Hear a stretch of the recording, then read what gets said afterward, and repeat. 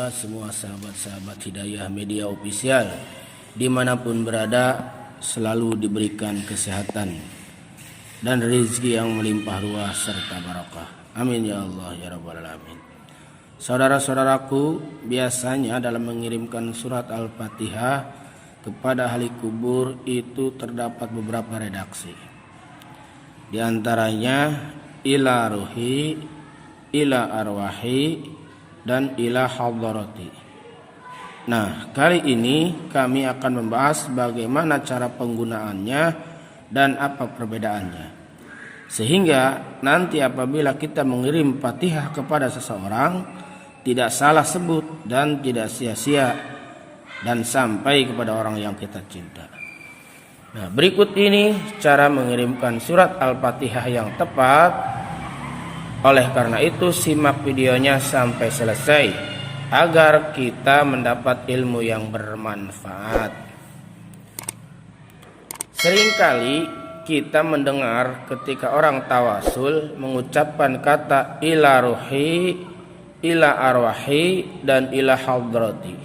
Bahkan ada juga yang mengatakan ila ruhi fi jasadi. Akan tetapi tak sedikit pula yang tidak mengerti apa perbedaan dari ketiga kata tersebut. Baik ilaruhi, kalimat ilaruhi mempunyai arti sebutan kepada sebuah ruh seseorang atau bisa juga dikhususkan. Kenapa? Karena kalimat ini bermakna tunggal atau ditujukan kepada satu orang.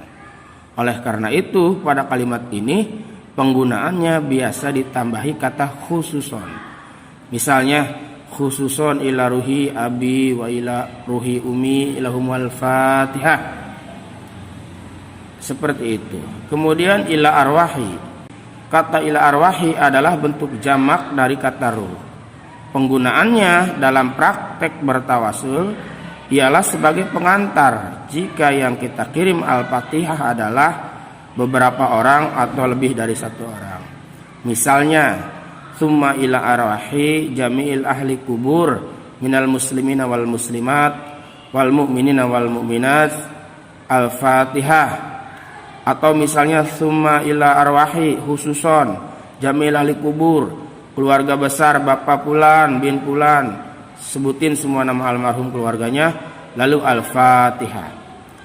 Jadi di sini perbedaannya dari kedua kata yakni ila ruhi dan ila arwahi ialah pada penggunaannya antara satu dan banyak orang kita sebutkan.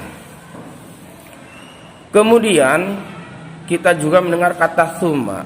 Kata summa sendiri berarti kemudian. Kata ini sebagai penghubung antara orang yang disebut pertama dengan orang berikutnya. Lalu yang ketiga ila hadarati.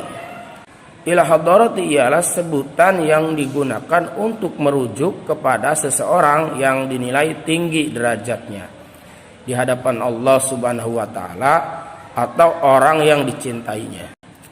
Penggunaannya sebagai bentuk penghormatan atau memuliakan kepada orang yang disebutkan. Yang di sini diketahui orang tersebut sudah tidak terbantahkan iman dan keilmuannya. Misalnya para nabi, keluarga dan sahabatnya, tabi'in, aulia serta para ulama. Contoh ila hadarati khususun iwanihil minal anbiya'i wal mursalin wasuhada'i wassalihin wassahabati wat tabi'in dan seterusnya lahumul fatihah. Pokoknya yang intinya kalimat ila hadarati ini digunakan untuk orang yang kita muliakan. Kemudian juga ada ila ruhi fi jasadi atau ila jasadi. Nah, ini keperuntukannya bagi orang yang masih hidup. Kenapa orang yang masih hidup bisa dikirimi Fatihah? Yang sudah meninggal saja bisa, apalagi yang masih hidup. Hal ini lebih ke mendoakan sebagai wasilah amal kita agar doa kita bisa lebih diijabah. Seolah kita berkata, ya Allah, dengan bacaan Al-Fatihah ini saya mohon engkau sembuhkan si fulan dari sakitnya, lancarkan si fulan urusannya, atau bisa juga berkahkanlah si fulan, atau dan lain sebagainya. Demikianlah cara mengirim Al-Fatihah yang tepat agar tidak keliru dalam penggunaannya.